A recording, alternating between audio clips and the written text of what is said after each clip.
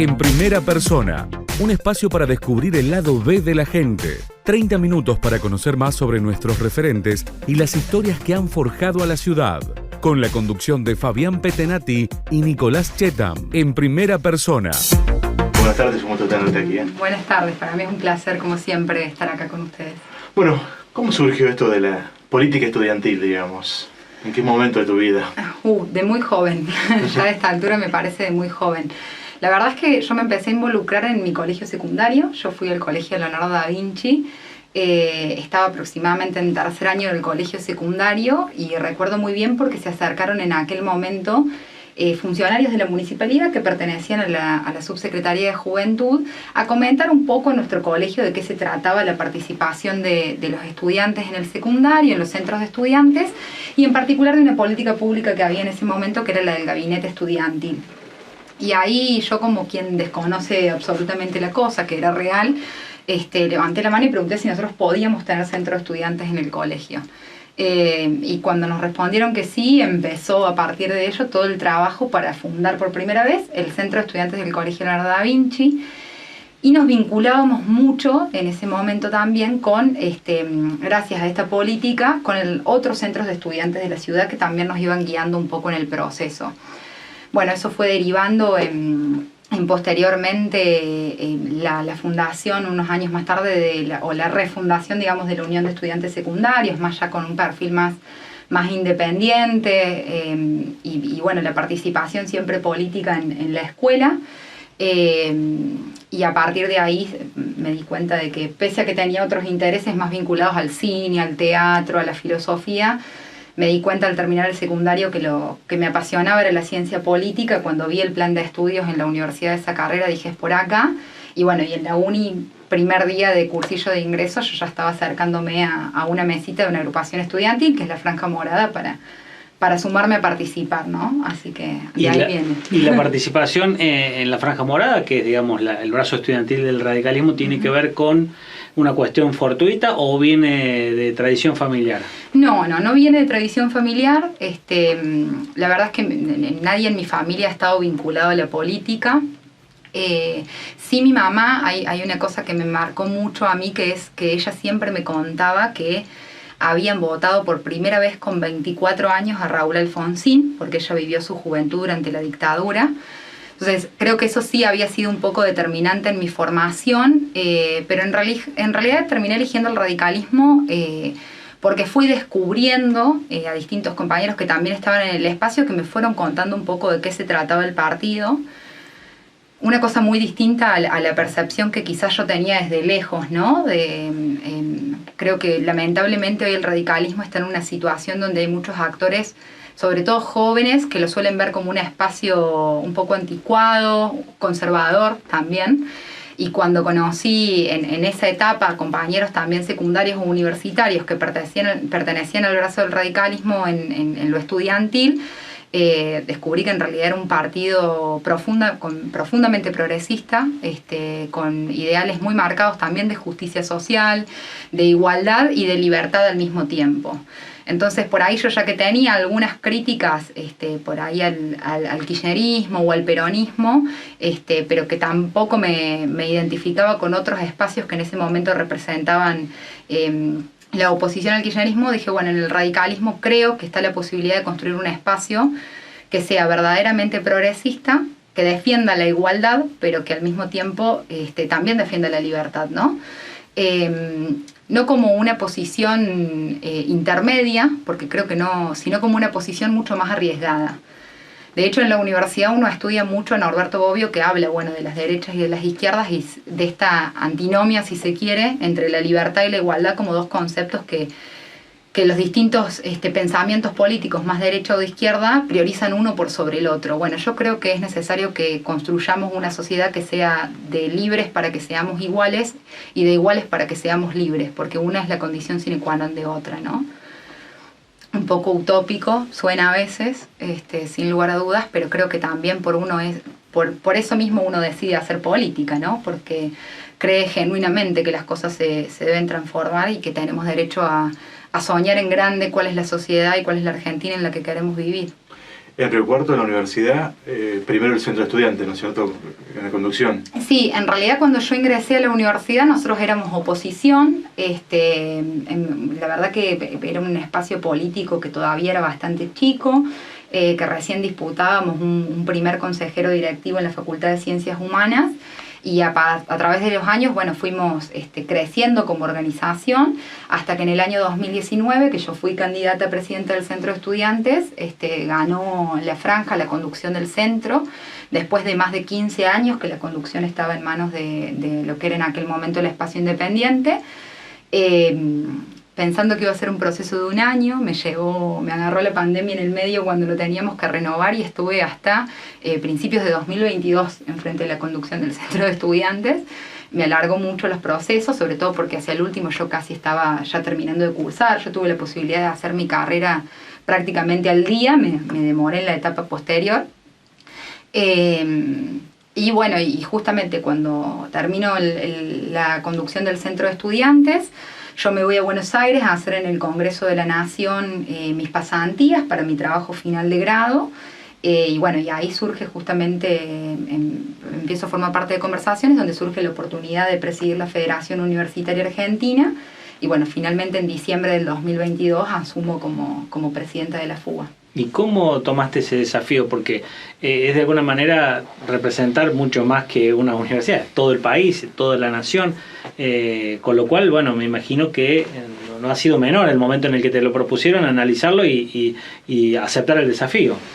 Sí, la verdad que no fue sencillo, sobre todo porque, bueno, yo ya estaba muy en la etapa final de mi carrera y implicó alargar un poco el proceso, honestamente.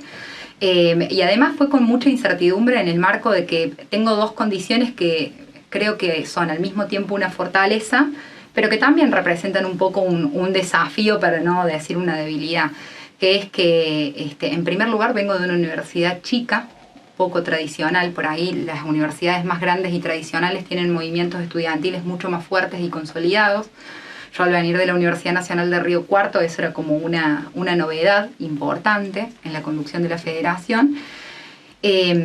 Como me gusta decir a mí, del interior, además. Y en segundo lugar, porque soy mujer. Y en 106 años de historia que cumple la Federación Universitaria Argentina este año, soy la segunda presidenta mujer de la historia, ¿no? Entonces sabía que implicaba también sobreponerme a lógicas de la toma de decisiones y de la disputa de poder, digamos, que se da hacia el interior de la federación, con dos condicionamientos que, como digo, representan desafíos, pero también creo que representan la mayor fortaleza, porque me permitían a mí poner en el centro de la agenda a actores y voces que no han estado nunca en el centro de la escena, ¿no?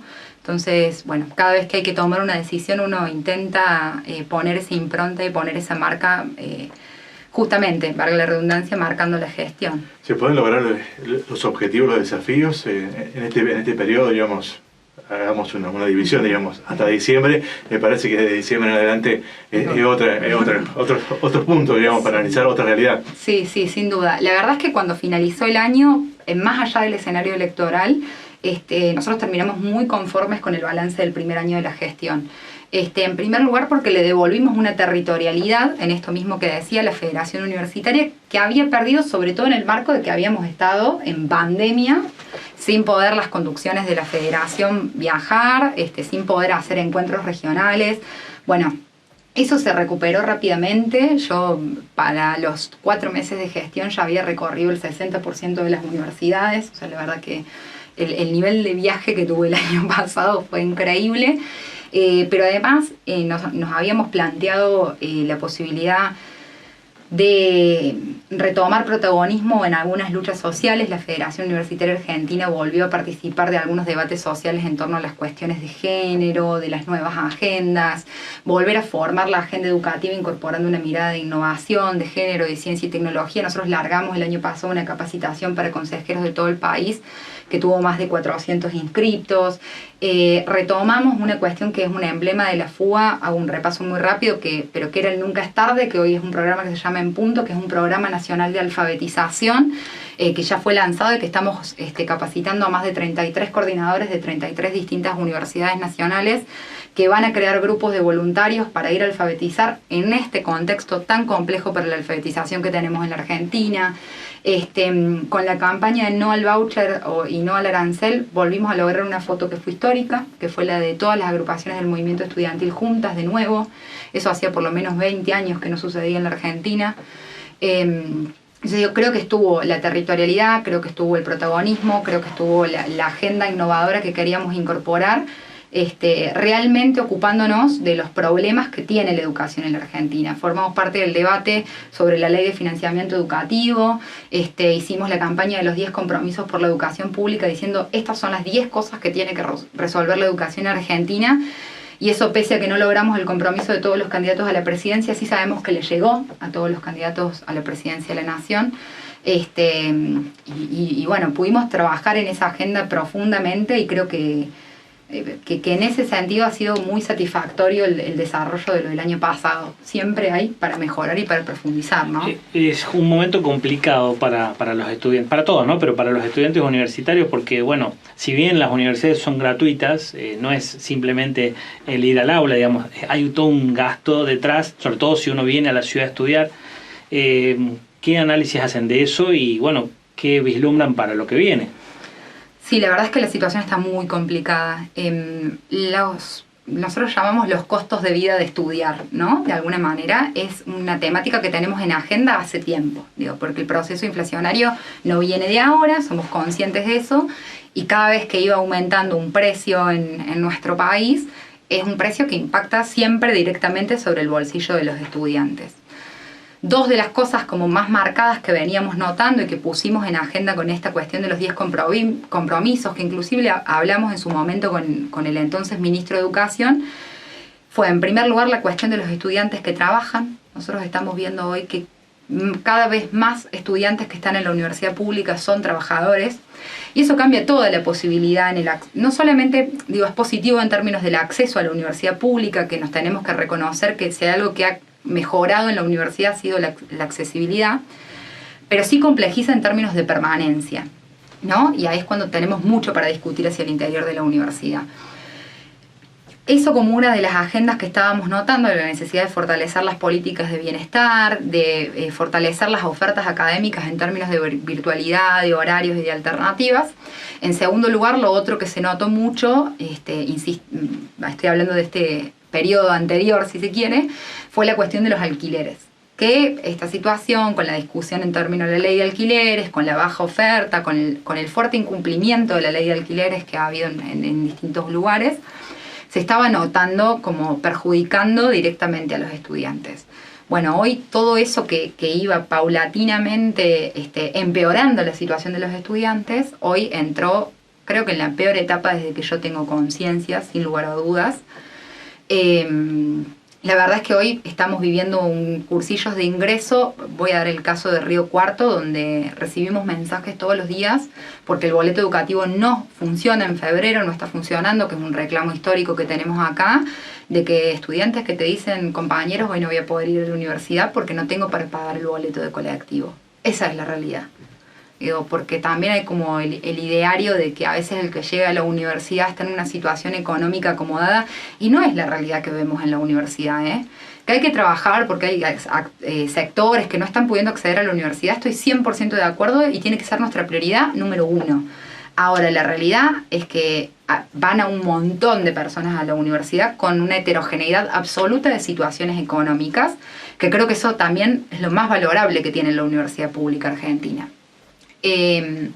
Bueno, esta situación está impactando directamente sobre el bolsillo de los estudiantes, y estamos viendo que todas las universidades están teniendo que tomar medidas en el marco de un presupuesto congelado que afectan directamente sobre la oferta académica o sobre las políticas de bienestar. Estamos viendo en todo el país que hay cursillos de ingreso que se están dando de manera virtual, que están poniendo inclusive cupos para cursar materias. La Universidad Nacional de Quilmes puso cupo para cursar 2 materias por cuatrimestre para cada estudiante, que están aumentando los menús del comedor a 2.000, 3.000 pesos en todas las universidades nacionales, que están todas las federaciones del país reclamando el funcionamiento del boleto educativo gratuito porque se están yendo los boletos a 700, 600 pesos en todo el país. Entonces nada, la verdad es que cuando uno hace la suma al final del día, el bolsillo sobre el impacto sobre el estudiante es tremendo, es tremendo. Y eso termina haciendo muchas veces que el estudiante tenga que elegir, bueno, trabajo un par de horas más porque no estoy llegando a fin de mes, o este apunte no me lo puedo comprar, y va dificultando mucho, como decía recién. Si ya tenemos un problema para trabajar en el acceso, en la permanencia y el egreso, la cuestión de los costos de vida impacta de manera directa. Bien, vamos a hacer una pausa y le dejamos a Piera Fernández de Piccoli una pregunta que es común a todos los entrevistados y es: ¿cómo te ves de aquí a 10 años? En un ratito nos... Bueno, regresamos de la pausa. Había quedado pendiente una consulta que tiene que ver cómo te ves, Piera, de acá a 10 años. Me cuesta mucho responder, porque si algo que es difícil planificar, hacer en la Argentina de hoy es planificar, sin lugar a dudas. Yo tengo la certeza de que va a ser trabajando desde un lugar que reivindique lo público, y desde un lugar que sea trabajando por la educación. Estoy convencida de que me quiero dedicar a la docencia. Esa es como una decisión de vida que tengo tomada ya hace tiempo, y después también en estas decisiones de vida que uno toma, las oportunidades se van dando en el contexto, entonces es muy difícil. La verdad es que no aspiro cargos ni tengo como un proyecto de vida muy planificado, sino que quiero que sea haciendo lo que realmente me apasiona. Y a mí me apasiona la docencia, me apasiona la educación y me apasiona trabajar por lo público y por los otros. ¿La política? Sí, sin duda. Creo que se puede hacer política desde todos los lugares de la vida, yo. Entonces, insisto, no es que me sentiría mal si no es desde un cargo en un poder ejecutivo, en un poder legislativo, sino que es haciendo política como una ciudadana docente, que creo que también hay un montón para hacer ahí. ¿La política partidaria o la función pública está muy vapuleada hoy en día? Está vapuleada, sí. Yo la reivindico mucho. Yo creo que estamos en un contexto donde además es necesaria que la reivindiquemos. Y lo mencionaba los otros días en una entrevista que hice con Vanessa. Cuando sucede lo de la ley Ómnibus, el lugar más bastardeado de la Argentina fue el Congreso de la Nación. O sea, lo que toda la ciudadanía pensaba es, bueno, nuestros diputados cobran fortunas para no hacer nada. Bueno, lo primero es que yo tuve la oportunidad de hacer una pasantía en el Congreso de la Nación y quiero decir que hay diputados que se rompen el lomo trabajando, de verdad. Muchísimas horas. Si hicieran lo mismo en el ámbito privado, cobrarían el quíntuple de sus salarios. Es re impopular lo que estoy diciendo, pero estoy convencida de que es así, que no todos son iguales, porque también hay actores que tienen que ser señalados y que tienen que cambiar sus prácticas. Pero además, digo, el Congreso de la Nación logró, en este contexto, realmente demostrar la importancia de la división de los poderes en la Argentina. Por ejemplo, ¿no? Entonces creo que es muy sencillo pararse desde un lugar de comodidad a bastardear las instituciones de la democracia, a bastardear a los funcionarios públicos, y creo que sin duda la política argentina tiene que demostrar cambios rotundos hacia una sociedad que está muy desgastada, que está muy frustrada y que está muy desesperanzada. Pero justamente necesitamos personas formadas, empáticas, solidarias y genuinas al frente de los cargos de gestión para devolverles esa legitimidad pública que creo que tienen que tener esos espacios, ¿no? Ustedes que trabajan con los jóvenes en las universidades, muchas veces por ahí surge la vocación de militar en distintos espacios políticos. ¿Qué observan ahora? ¿Hay más interés por participar de los jóvenes en la política, o todo esto que está pasando en la Argentina en los últimos años ha alejado un poco a las nuevas generaciones de la política? A ver, creo que nos pasa a las personas que estamos como muy acostumbradas a cómo se dan algunas lógicas de militancia, nos pasa que nos cuesta entender el fenómeno que estamos viviendo. Y yo creo que la primera característica que tenemos que tener para poder representar es esa, es tener una lectura de lo que estamos viviendo. Yo no creo que a los jóvenes no les interese lo que nos está pasando. Yo creo que sí nos interesa, pero creo que la forma de involucrarse hoy es una absolutamente distinta a cómo la concebían hace 10 o hace 20 años atrás. Hoy es más fácil expresar mi opinión política por Twitter, en 140 caracteres, inclusive maltratando a alguien, que es como la lógica que se ha instalado, que ir a un centro de estudiantes, acercarme, participar de una asamblea, debatir, generar un posicionamiento público. Entonces, desinterés así como de aislamiento absoluto de lo que está sucediendo, Yo no creo que pase tanto. Lo que sí veo que pasa es que hay un desinterés por las lógicas de organización que se vienen dando hace muchos años, en primer lugar, y creo que también los espacios donde nosotros generalmente damos estas discusiones y estos debates tienen que vivir también procesos de democratización y de transformación para que incentivar la participación y incentivar el diálogo. Digo, es necesario que transcurramos los pasillos de la universidad y que podamos charlar de política con nuestros compañeros. La pandemia en eso también ha afectado mucho, porque nos quitó el espacio público de debate durante mucho tiempo, y eso se nota, eso sí se nota mucho. También la educación pública, la universidad fundamentalmente es cuestionada porque hay algunos estudiantes que no cumplen, digamos, en tiempo y forma, o son los estudiantes crónicos, digamos, a los que se apunta fundamentalmente, que me imagino deben ser los menores, el porcentaje más bajo que hay dentro de la universidad, digamos. Sí, hay muchas cosas para analizar ahí. Yo creo que lo primero es que nos tenemos que hacer cargo de que tenemos un problema en las tasas de egreso en las universidades y de que la universidad necesita cambiar para modificarlo. ¿Cómo? Discutiendo planes de estudio, con trayectos académicos más breves. Eso es real, digo. De ahí a que ese represente, digo, como un problema para deslegitimar a la universidad, me parece que estamos haciendo un diagnóstico errado y sin comprender el fenómeno universitario. Insisto, sí creo que son los menos, eso es lo real. El segundo tema que tenemos es que los trayectos académicos en el marco de la calidad que muchas veces exigen, digo, un ingeniero, está el nivel de estudio que le tiene que dedicar, que si está trabajando al mismo tiempo, es posible que se demore un poco en la carrera. Pero probablemente también se termine de recibir. Y si no, lo que está demostrado es que inclusive esa persona que va a la universidad y no se recibe, tiene mayor capacidad en términos de insertarse en el mercado laboral, por tanto tiene mayor capacidad de pagar cargas impositivas que otro ciudadano. Digo, inclusive en ese proceso hay un proceso de movilidad social ascendente, que es a lo que tenemos que apuntar. Es una de las problemáticas que tenemos, sin lugar a dudas. Pero bueno, digo, está ese estigma sobre todo sobre el militante. A mí me gusta un poco contarlo con un poco de vergüenza, pero lo digo, yo hice mi carrera 100% al día. Yo fui uno de los 5 mejores promedios de la facultad siendo presidenta del centro de estudiantes. Hice un trabajo final, me fui a España, decidí que mi trabajo final sea otro. Me volví, me fui a hacer una pasantía al Congreso de la Nación, digo, y demoré un proceso que debería haber durado 1 año. Bueno, voy 2 años demorado ese proceso. Pero lo hice en el marco de una decisión académica que a mí me permitió trabajar en el Congreso de la Nación Argentina, digo.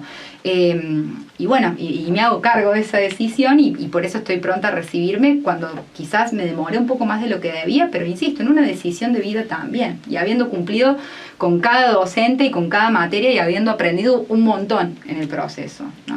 Te quería consultar particularmente por la Universidad Nacional de Río Cuarto, ¿cómo la ves frente a otras universidades? ¿Qué le falta? ¿Qué tiene? ¿Cuál es su mayor riqueza?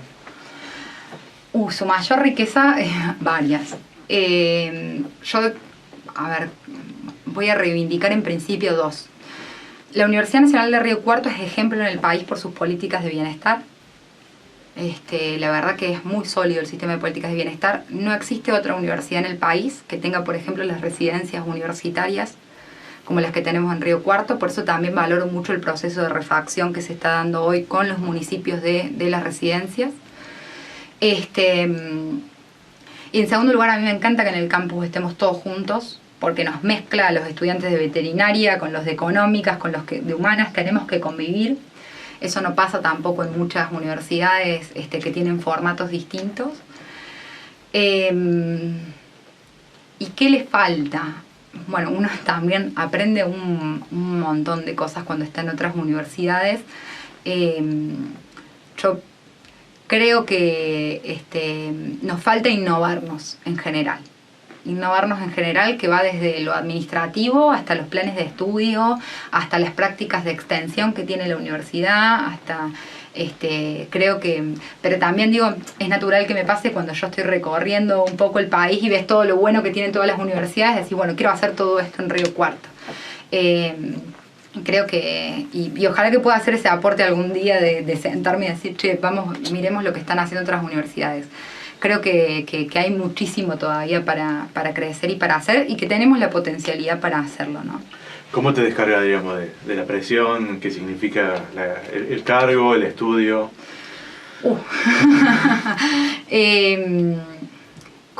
Lo primero, que tengo la suerte de poder estar rodeada y hacer política con gente que considero mis amigos. Eso en primer lugar.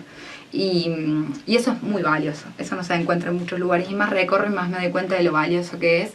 Yo trabajo con personas que son de mucha confianza y que siempre ponen lo humano por delante a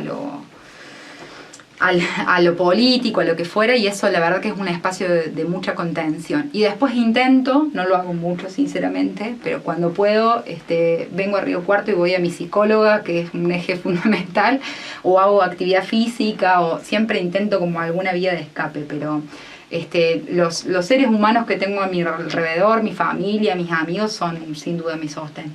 Bien, la última pregunta, que también es común a todos los entrevistados, un poquito me parece que la respondiste al principio, pero la vamos a hacer expresamente, tiene que ver con ¿qué hubieses hecho si no te hubieses dedicado a lo que te dedicas?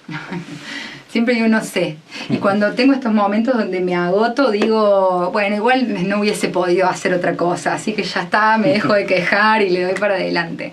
Sí, yo estaba más en la docencia, seguro hubiese estado siempre, eso estoy 100% segura, y sí tenía como una faceta más vinculada a lo artístico, me gustaba cine, teatro, bueno, filosofía también, en un momento historia, pensaba, iba más por ese lado. Casi estudio diseño gráfico en un momento, hubiese sido todo muy distinto, pero iba más por ese lado, pero la verdad no podría estar haciendo otra cosa. Gracias, Piera. Muchas gracias a ustedes. Hasta la próxima, gracias.